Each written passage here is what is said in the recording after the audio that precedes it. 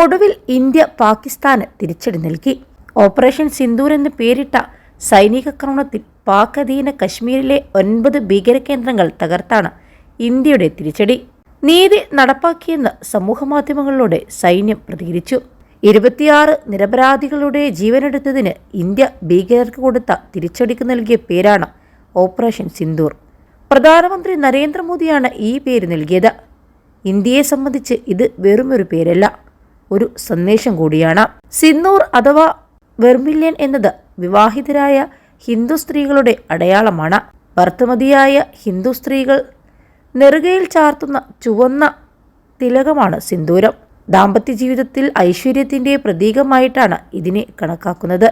പഹൽഗാമിൽ കർണാടക സ്വദേശി മഞ്ജുനാഥിനും നേവി ഉദ്യോഗസ്ഥനായ വിനയ് നിർവാളിനും നേരെ ഭീകരർ വെടിയുയർത്തിയത് ഭാര്യമാരുടെ കൺമുന്നിൽ വെച്ചാണ്.